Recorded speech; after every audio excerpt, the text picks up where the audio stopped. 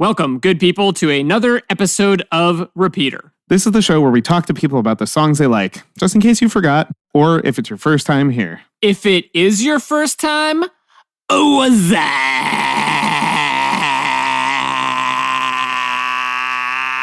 What's up?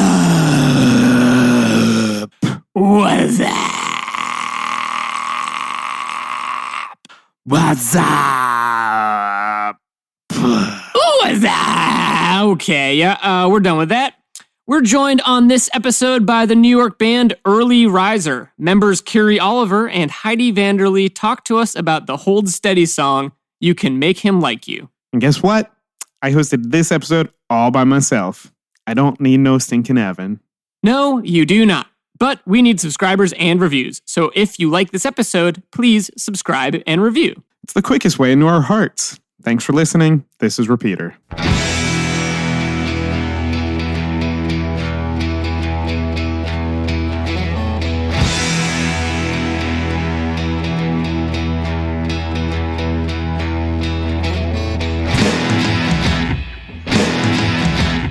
Hi, thank you for having us. Of course, thanks for coming. Oof, this tea is excellent. Brought it with me. I brought water with me because I was feeling dehydrated. Thanks. As a wise man once told me, hydrate or die. And I'm choosing to not die tonight, so... Anyway, enough about me. So, just so everybody knows, this is Kiri and Heidi. Hi. Hi. I'm Pat. Hi, Pat. Hi, How are you Pat. guys doing? We're doing well. Good. The city is really nice when 50% of it leaves.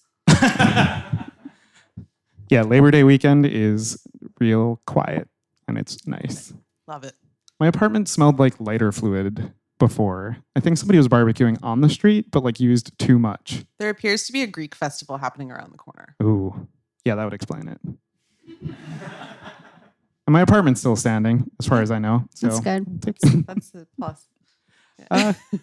Well, cool. I think what we'll do is sort of go down the list of maybe what we've been listening to recently, and I can start to give you some time to think.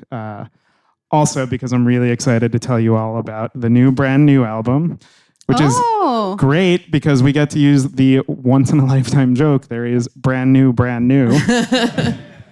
It is a good one. The once every like 5 to 7 years or whatever. This might have been an 8-year gap. Really? Yeah. It's a long time. It's a long, yeah. So when it appeared, I was like, I can't do work today. All I need to do is talk about how great this album is. We thought about your question Yes. a little bit beforehand because Kiri did her homework and listened. I did not. I'm sorry. But yeah, do you want to go first? Okay. Lately I've been listening to the Smiths, but I do that all the time. So that's not really anything new. I also just listen to WFMU all the time. Very nice. WFMU is great because like you can turn it on and it'll be like insufferable noise, and then you just wait like an hour, and then it's amazing. Insufferable noise, as in like just noise rock, There's a throat singing show. And sometimes I turn it on accidentally when that's happening, and I'm like, oh no. And then you come back an hour later and it's Dave Hill. So it's cool. And then as far as new albums I've been listening to the new Cayetana, which is a nice shirt. Thanks. He's wearing a Cayetana shirt for people who can't see that. We just had them on the Gethard show a couple weeks ago, and they were incredible. It was so good. They're so good. They're really good and really nice. Yes. And the new Smith Street Band I've been listening to a lot. Oh, they're great. I got to see them at a tiny club in Berlin. And I was having like kind of a bad week, and I was like, had very bad travel problems. And then like I got to Berlin and got to see the Smith Street Band in like the backyard of a weird venue. And I was just, That's wonderful. it made everything better. That's always fun Yeah. when it's just like, oh, here's a weird backyard with a great band playing in it. Yeah. You know, like you do. I just Googled like shows in Berlin, and I saw Smith Street Band, and I was like, okay, I will figure out this weird German website and go see them. That's great. I was in Munich a couple years ago, and this like Prague like post-rock band I like was playing. They're called And So I Watch You From Afar, which is how you know that they're a post-rock band. But they're real great. And I think they're from Ireland, but they were playing in Munich, and it just so happened to conflict with Eurovision. And I was like, I'm in Europe and Eurovision's on. I feel like I have to do that.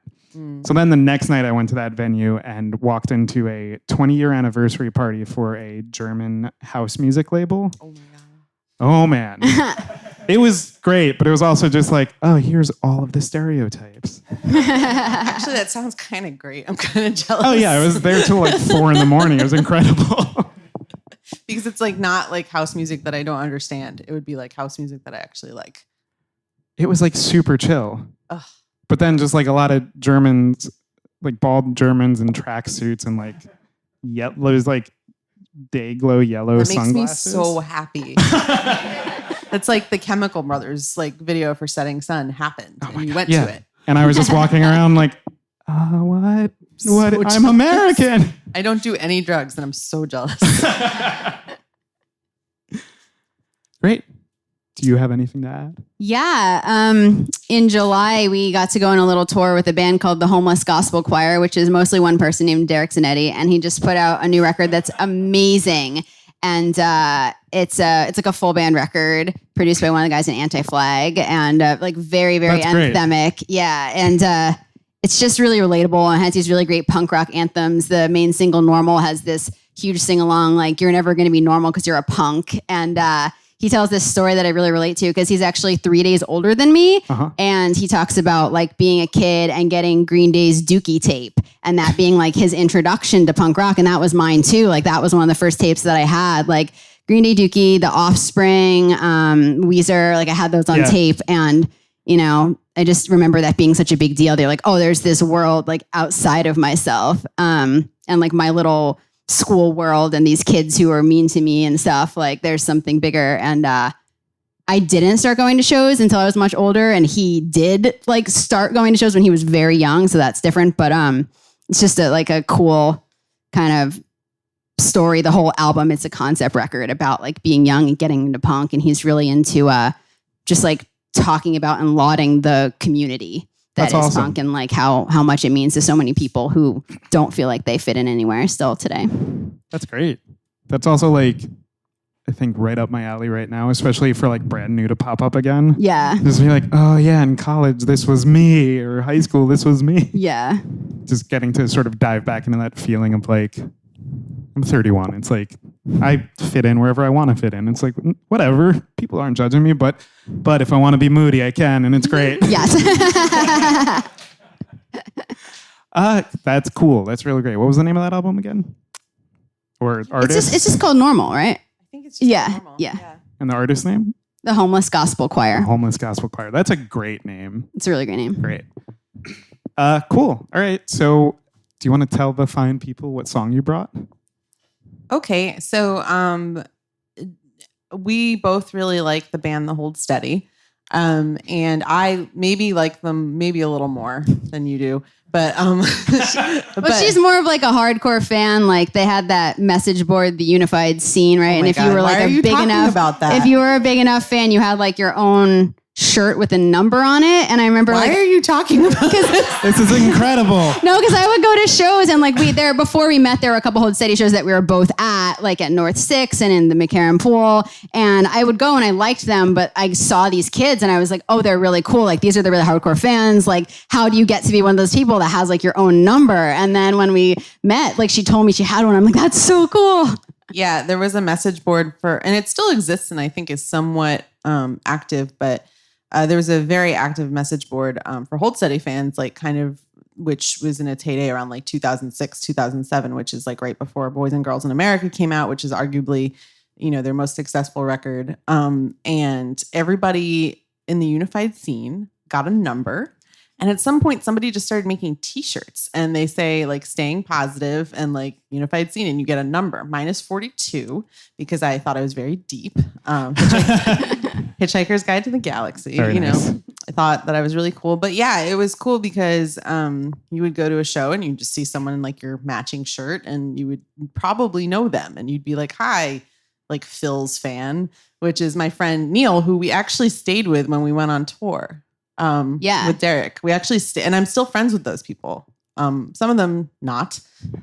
You meet a lot of interesting people when you decide to follow a band like that around. But yeah, we're still friends with, I'm still friends with a lot of them. And we actually stayed with my friends Neil and Susan when we were in Philadelphia, which was awesome. And it's also funny because they're like 30 years older than me.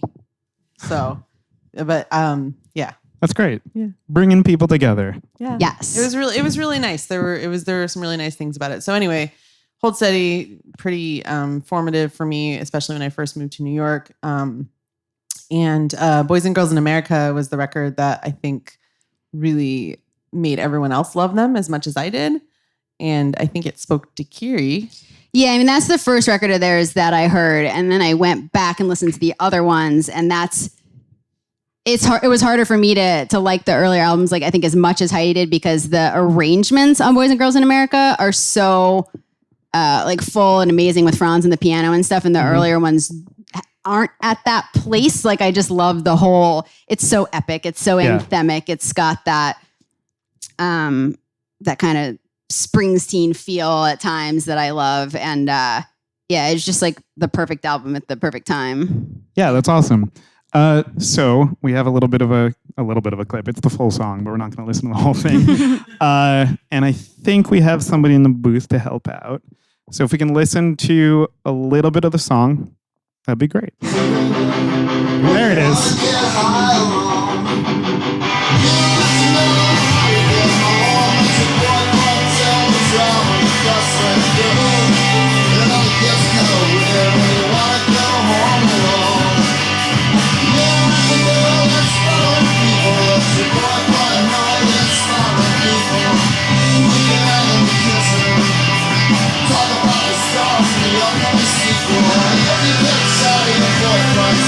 Cool. I said cool and the music stopped. I finally have my superpower. So right before that ended, the chorus of the song is, and the song is called You Can Make Him Like You. And the chorus of the song is, there's always other boys, there's always other boyfriends, there's always other boys, you can make them like you. Which you look like you want to say something. Yeah, no, we were talking about it beforehand. It's like, well, you said something that I really liked about how like no one comes out looking good on this record. No, nobody comes out looking good. I mean, in general, in Hold Steady songs, like the narrator, which is Craig Finn, who he tends to be sort of a judgy outsider that kind of comments on the crazy shit that he sees happening, but like nobody comes out looking good. Usually, and in this song, like we're ostensibly talking about it. Ostensibly, what the fuck do I? That's a bigger word than I would ever use. I don't think it was necessary. But, he's talking about this girl who's just like dating all these different guys and they're like kind of interchangeable. But like, it's not really a good look for the guys either, because it just, implies that they can be easily won over and that she can, they're just disposable.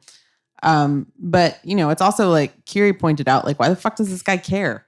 The narrator. Yeah, like the narrator doesn't look good either, because like he's saying, you don't have to deal with the dealers, let your boyfriend deal with the dealers. Like it sounds like he's kind of judging this girl, but then he's like, he's got this weird perspective where he's saying all this stuff to her that sounds kind of judgy, but then he's also like, there's always other boys, so it feels like sort of inspiring, like, oh, there's other fish in the sea, like you don't have to put up with this. But then he says like, and you can make him like you, which is a weird thing to say to someone. Yeah. So it definitely like implicates the narrator as well, that they're not like being such a nice person. Yeah, because I'm not as familiar with the Hold Steady, and like listening to this song, it does sound like the kind of conversation that you could see happening at like 2 a.m. when somebody's upset about a thing. But yeah, like there's the points where it's like, oh yeah, like you don't have to put up with that, and that's fine, and you can move on, and that's great. And then you're right, like he goes into these things where it's like, yeah, but don't go that far. That's creepy. Yeah, input not needed. Yeah. I mean, just to give context, there's a couple other songs. Pretty much every song is about something disastrous, but there's one song called "Chill Out Tent" that is literally just about two people that go to a music festival and they both do too many drugs and end up making out in the chill out tent, which is like the medical tent at a music festival. They'll have like a medical tent where they have like activated charcoal and like, saline for people that just party too hard. And like the whole story is just that they both like have nothing else going on. So they go to this dumb music festival and then they get real fucked up and make out in the chill out tent. And that's the song. Because the album art for this album is not what I was expecting it to be. It's very joyful. Yeah, it's like a crowd shot of like, I don't know, it looks like people at a huge party. It is actually, they had a bunch of fans. I know this because my friend Noah is on the cover. They actually did just like a fan call and were like, awesome. Who wants to be on the cover of our record? And then, I mean, it was back, like the thing is like they can sell out Brooklyn Bowl 5 nights in a row now, but they could not do that in 2006. Yeah. So it was really cool. You got to really be part of the beginning of that band really hitting. It was cool. Yeah, that's awesome. That's great. So, I'll say one more thing that it's really fun to sing it because we don't know like exactly what Craig meant by it or like sort of who he's judging. Like, is he judging the woman? Is it kind of tongue in cheek that he's judging the narrator? But like when I sing it, I kind of roll my eyes. Like I do it in a way that acknowledges that I know that it's like bad advice and not a way that I would talk to a woman. Yeah, it's a nice bratty song to sing. You could turn it into kind of like a little Riot Girl kind of thing. A lot of Unsteady songs are like, if you sing them as a woman, they're just like really bratty. Yeah. Because like if you're not Craig Finn being like, rah, rah, rah, rah, like it sounds, you're like, oh, that guy's kind of a bitch. Like, which is, I think one of the things that I just like them. I don't know. Yeah, I mean, I think there's something really fun about having a song like that to just sort of shout along to, like in your car or in your apartment or whatever. And I was just talking about this the other night, like the brand new record, Your Favorite Weapon. It's great, but oh my God, the songs are just so get over yourself. Like 70 times 7 is potentially the most dramatic song. Oh, it's like one of my favorite songs ever. And it's so great. Yeah. I mean, I love the Smiths, so I'm with you. Like, yeah, no, recently, or on my birthday in March, we went to our friend's live emo pop punk live band karaoke show. Oh boy. And this band Be Yourself, and they're amazing. Yeah. And they play like all the emo and pop punk that I was obsessed with and like, 2001, that whole era. Like I was super, super into that scene.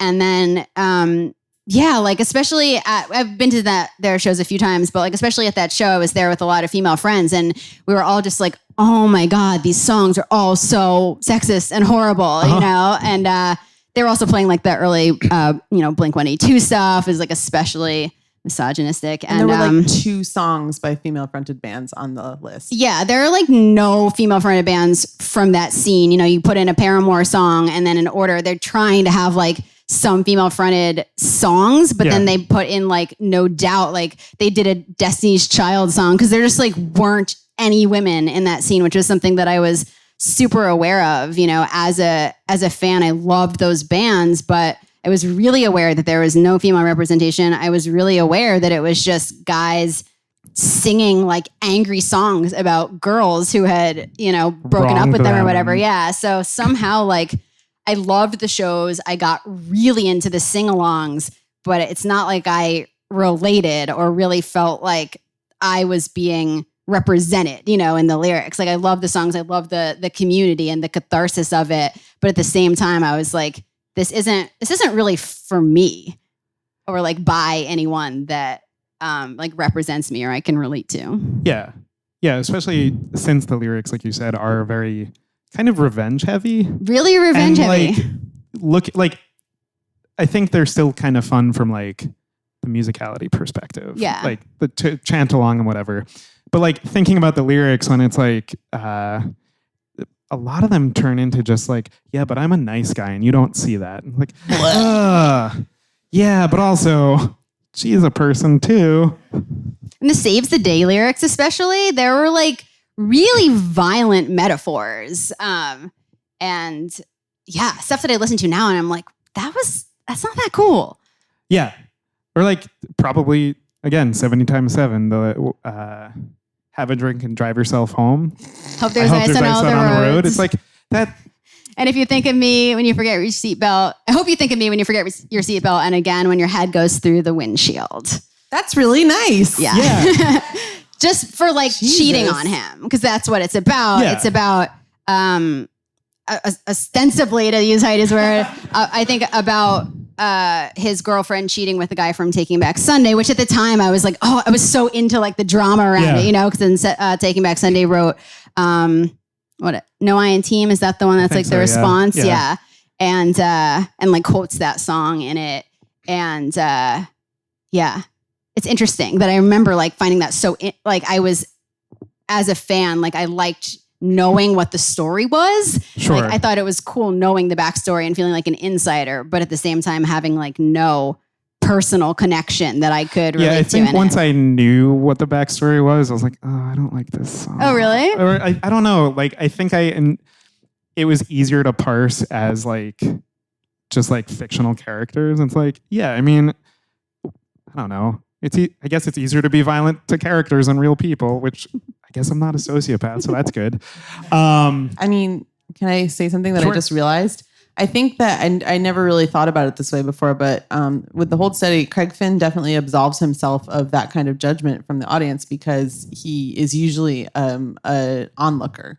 He's usually plays the part of the narrator. And there are very few songs, not very few, but there are a lot of, most songs are like him talking about someone else, but then there's like a couple songs where he's speaking in I, and they're not exactly mean, they're just really sad. Like there's this one song, Citrus, where like, you know, he's in love with this girl that like and then he quotes her, "The sutures and bruises are none of your business." She said that she's sick, but she won't get specific. And it's basically alluding to like her doing drugs and like drinking a lot of fortified wine. And it's like a bummer, but he's not really judging her. Yeah. He's just sad. And usually he seems to save the ire for his narrator role. That's interesting. I think a lot about like what person songs are written in. Like there's some people that write almost exclusively in the first person and it's like them, and some who write in the first person and it's always a narrator or like a character. And something that I remember is that when I was into that music, like Brand New and Taking Back Sunday and all that stuff, in that scene, the band that I liked the most was Thursday. And something that I've realized about Thursday is that they almost never write in the first person, or at least like their Full Collapse and War All the Time, the records around that time. Like Jeff Rickley would write a lot either in like the you or the we, but not the like accusatory you. Just sort of be outside of it, or even manage to not use pronouns and just like tell a story that made you feel like you're a part of something. Yeah. But it like takes it beyond the person of like, this is happening in the world. This is an experience. And I related to that so much more than like a guy addressing a girl that he was mad at, you know? It was really and I always really appreciated that. Yeah. Yeah. And especially with Thursday, they always felt very omniscient and very like, when they had like big revenge metaphors or just like something intense had happened, to me that came off more just like on a more grandiose scale. And you think they had revenge metaphors? You know, maybe I don't know. I haven't listened to it in a while, but like I feel like something in there maybe, but like if they had it, it was, you know, obscured by something else, or like the stories that they were telling, or to me, War All the Time can be not necessarily a revenge story, but more just like him being upset kind of at this globally scaled thing. Yeah. Which again is way easier to parse and more accessible to everybody rather than this girl wronged me. Yeah. And it holds up. Like I saw Thursday at Northside Fest this year with Pup and Jeff Rosenstock. That was an amazing show. And those songs hold up because, and they're almost especially relevant again now, you know, with how everyone feels about what's going on in the world. Like to have something that speaks to that, even if it was written like post 9/11 and that was more of the setting, it doesn't really matter, you know? Yeah. People are looking for that. And the other stuff doesn't hold up the same. You can go to emo karaoke and be like, oh yeah, this is fun, but also this is not great. Like the songs are great, but I don't want to get behind this. Like Sure.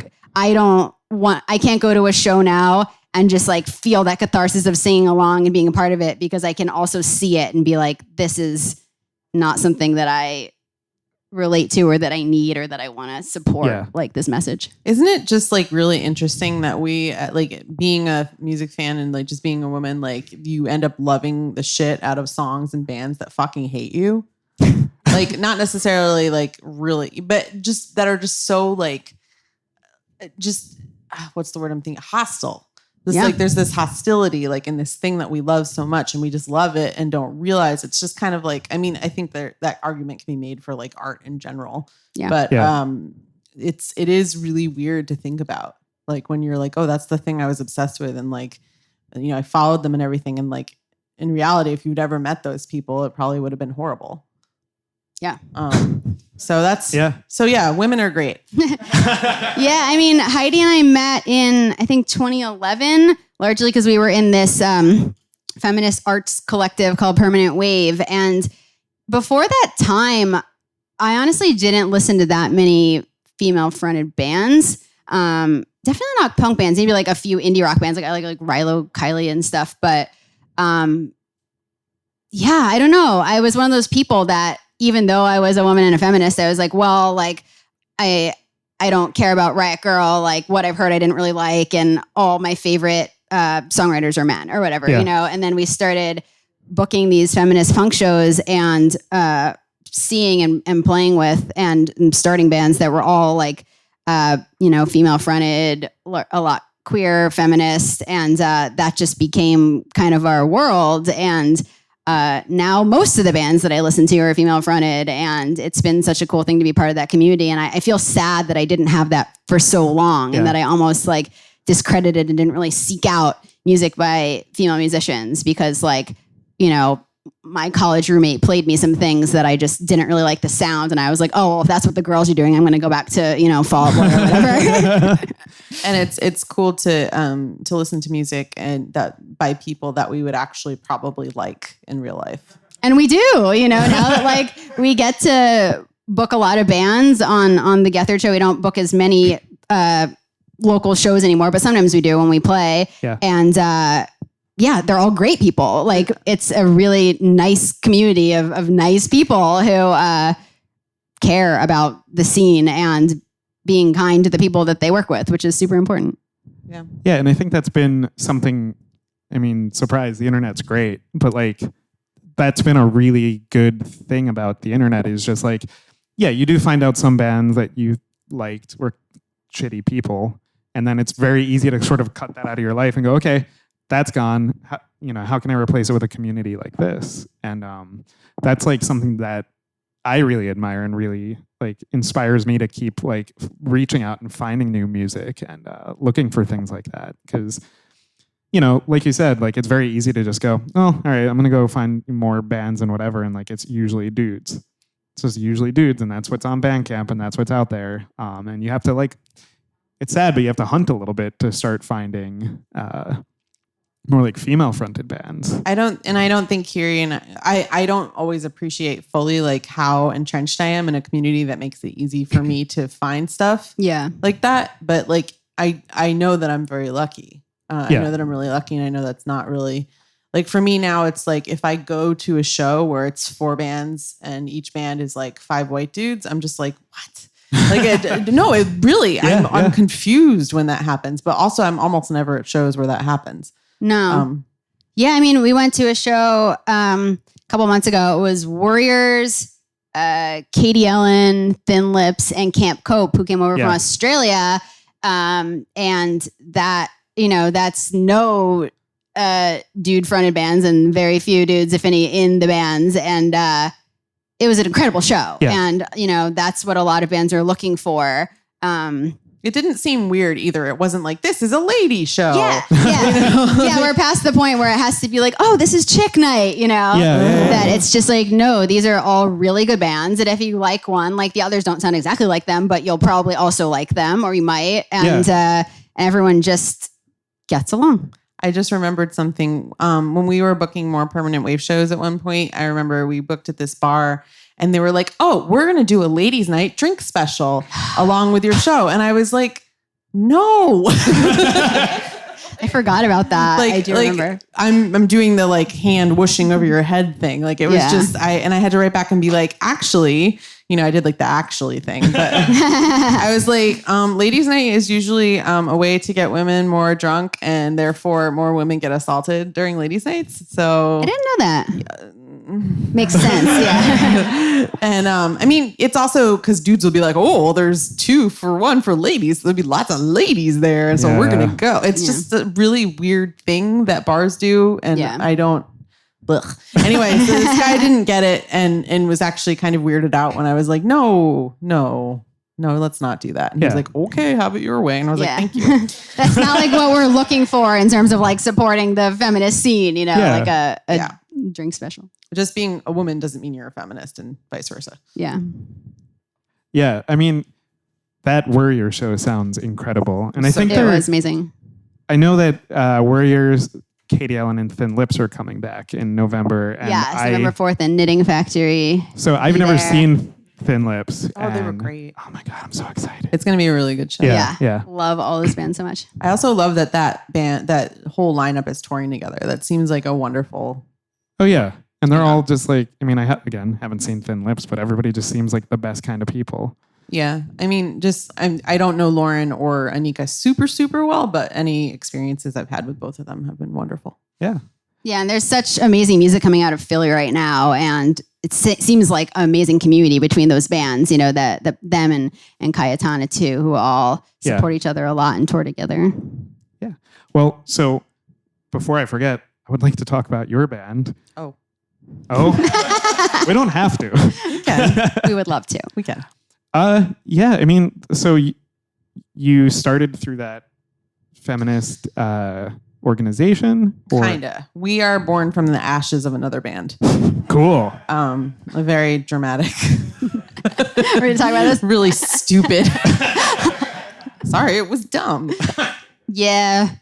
We were in a band and it had communication issues, let's say, and just kind of stopped happening. Okay. So then we were like, well, might as well use our practice space. We had just put down a deposit on the practice space, like for the band that suddenly didn't exist. So then we were like, well, this is ours now. And I had some solo songs that I had played, like, again, when a band had broken up. My old band broke up in early, I never remember now if it's 2011 or 2012, but I just didn't want to stop playing. So I started playing solo, even though I hated the idea of playing solo and it terrified me. I was like, why would I want to do this without a band to just get up here so naked? But I had done it at small acoustic shows and in my friend's living room and stuff. So I had a few of these songs, this name Early Riser. So when the band broke up, I was like, do you want to come play cello on these songs? I kind of always had imagined them that way. Like there were riffs that I would sing. I would just sing or ooh or whatever, because that's how I had envisioned it, having those kind of leads. And so then we added vocal harmonies and stuff, which is also something that's always been super important to me in any band that I've had, to have vocal harmonies, because just why not? They're the best. So then we just went from there. And then when we decided to go into the studio and make a record, we wanted to do it with a full band. So since then, we've been a full band. I also had the terrifying realization that I had to learn to sing and play at the same time. Which you're great at now. Sort of. I mean, no, I can do it enough, but I'm always so impressed by you and literally everyone else who plays an instrument who can play something completely different and sing something completely different. I can't do it. It's just not. Cellists are not taught to do that. They're not I've been playing the cello since I was 9 years old. They do not teach you how to do that. Right. I mean, if you write songs, it's usually understood that you'll learn an instrument to back yourself up. So that's just how you do it. You write a song playing and singing together. But yeah, not many cellists sing and play. So I'm impressed that Heidi can do that as well, because a lot of the rhythms are really complicated and there's a lot going on. There are a couple we've had to not do because I tried really hard and it just didn't happen. I mean, I play guitar, but also I don't sing while I play it because I'm in my apartment. I only have to do one at a time. I'm not performing for anybody. Because it's the same thing. Like, yeah, I will come up here and stand up here and make a fool out of myself for an hour, and it's great. But if you gave a guitar to me and was like, play a song, no, not today. I don't know any songs. Yeah, it's at this point, I think I used to get really nervous whenever I would play, but at this point we've played so many shows that it's just kind of like whatever. And Kiri's also done some like acting and improv, so you're comfy in all ways. I like being on stage. I would never do stand up as of now. That is the one thing that I cannot imagine ever doing. Stand-up Yeah. comedians Terrifying. are like, you are the coolest, scariest people. Yeah. Like stand-up comedians, it's just, oh my gosh. I just don't understand. Like But we found out also that stand-up comedians feel that way about us. a lot of comedians, say like, oh my God, I wish I played music, or like I couldn't play music. There's like this mutual respect, I think, between musicians and comedians who are both like, wow, what you do seems really hard and scary. Yeah. I wonder if it's like, I mean, I know for me, because I've done some stand-up, and it's terrifying. And when it goes bad, it hurts. It hurts real bad. But I wonder if it's like, for a stand-up, having the mic is like a sense of control. And then for a musician, like having, I don't know, an instrument, and you can just make loud noises and play over people. You That must literally be- hide behind your instrument. Yeah. That's nice. Yeah, no, I've done some mics where I'm like, tonight I'm only telling one-liners, and I don't care if they're bad. And bombed, as I was, it was deserved. It was not great. But yeah, no, I mean, when it hurts, it hurts. But yeah, I don't know. I think playing music is a thing that I need to talk myself into doing on stage. And You not can just on totally the do couch. it. Oh, cool. You can do it. You really can. Like, Cool. All right. If either of us can do it, I think I just started a band. Cool. Yeah. I'll come up with a name. That's the best part of being in a band is getting to name it. So I did not get to name our you band, did not. so I'm glad you had that experience. I'm just Get to kidding. name some song titles. No, right. but that's okay because I like Kiri is, she's the songwriter and she writes the words and stuff, and I just kind of like add things to it. Yeah. So like if we're ever like, there have been times when like people have tried to interview us and like Kiri can't do it, and they'll be like, well, we'll just talk to Heidi, and I'll be like, nope. Like I'll just be like, Kiri's great. Song, I don't know. I'm like, you can do it if you want to. She's like, nah.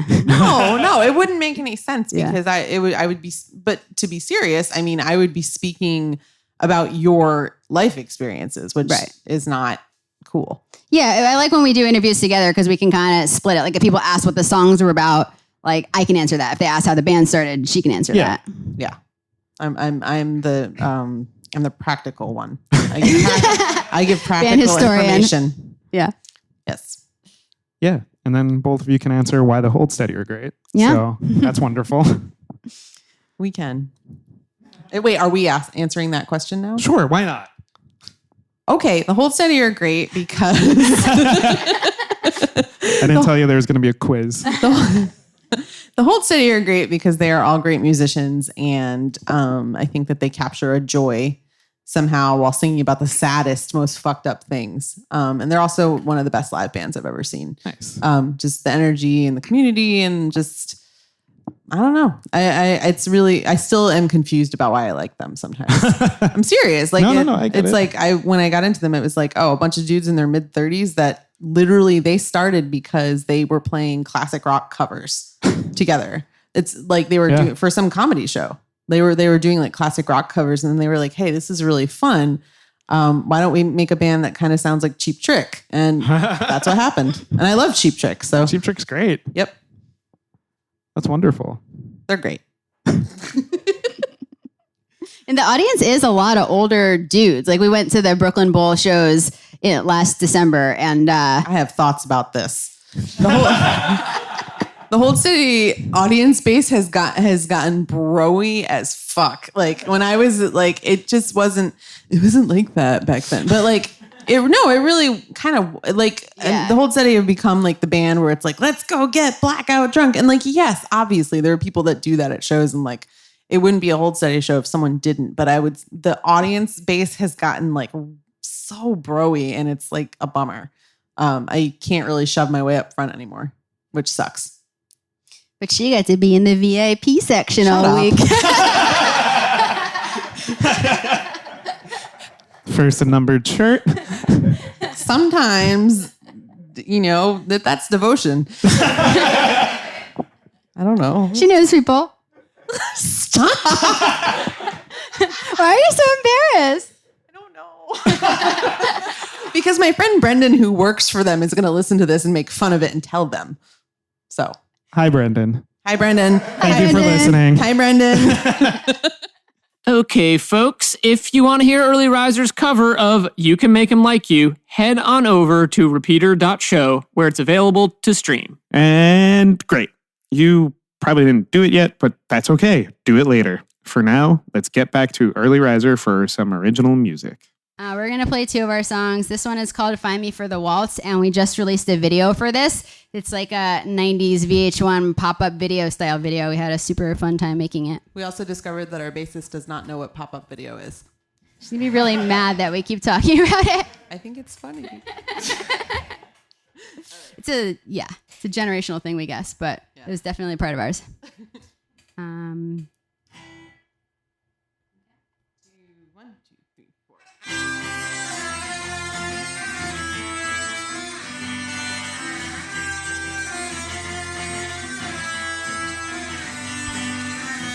Two years ago, same place, same show, I was your dancer.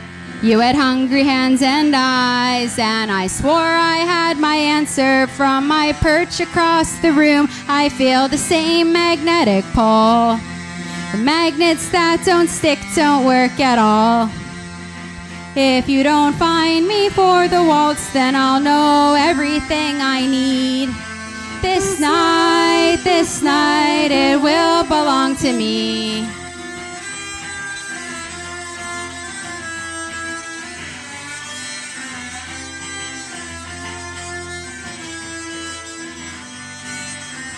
Two hours ago, same place, same show, I'd like to mention. I was on the verge of tears, but you weren't paying attention. I watch you tumble off the stage. Always love to see you fly. As you're swallowed up, I'll say goodbye. I'll throw confetti on my cue, and I will dance like I am free. Like this night belongs to me. I felt the electricity, I wasn't wrong. I know that we were both in love, but only with the songs. I felt the electricity, I wasn't wrong. I know that we were both in love, but only with the songs. Only with the songs. You didn't find me for the waltz, so I know everything I need. This night belongs to me. I'll throw confetti when he sings the word and dance like I am free. 'Cause this night belongs to me. Oh, this night belongs to me. Oh, this life belongs to me.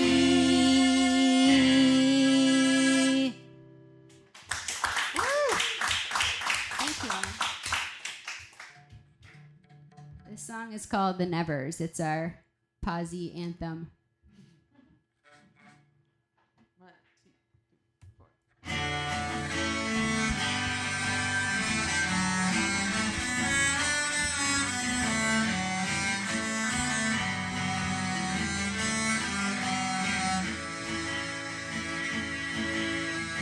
I feel invincible today. My hands are magnetic and can catch anything that comes my way. I refuse to fall apart. Just pour some plaster in the cracks and call it art. Maybe this is the year I'll get a tattoo behind my ear. Maybe I'll finally get my license and we can get out of here. 'Cause there's no such thing as growing up, only growing. It's not something you finish and then keep going. I'm dying to hear how it ends, but there's no way of knowing.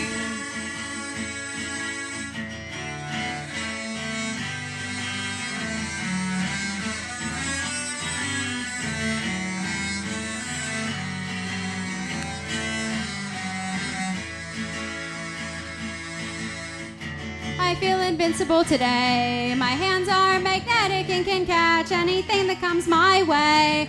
I refuse to fall apart. Just pour some plaster in the cracks and call it art.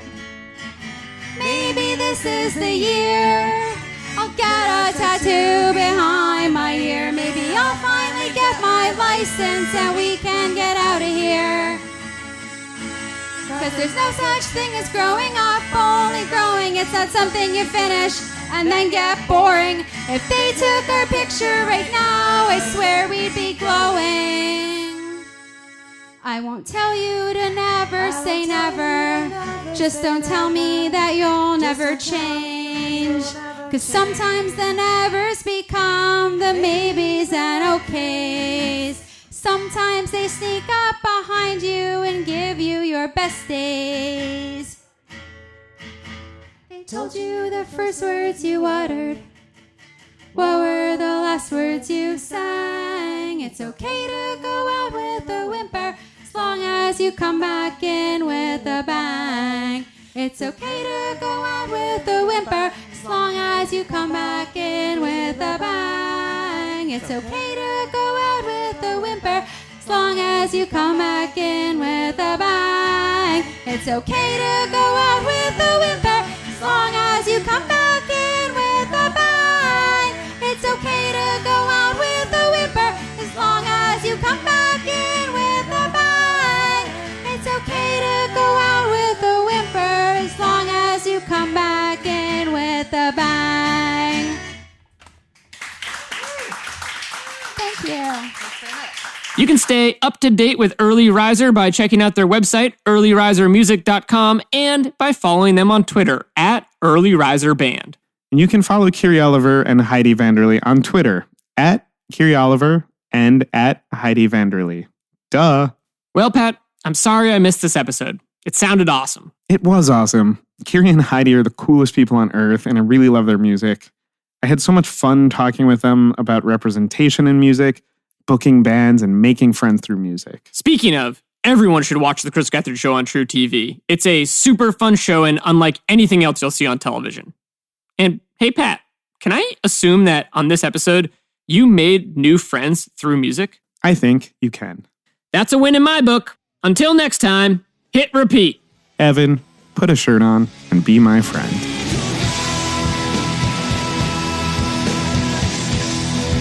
Repeater is hosted by Evan Ford Barden and Patrick Cartelli at QED in Astoria, Queens, a place to show and tell. Find out more at QEDAstoria.com. Our show is supported in part by Hi-Fi Records and Cafe in Astoria. Visit them from wherever you are at hi-fi-records.com. Editing by Stephen Garvey. Theme music by the Sun Lions. Everything else by Love Nest Productions. Welcome to Repeater.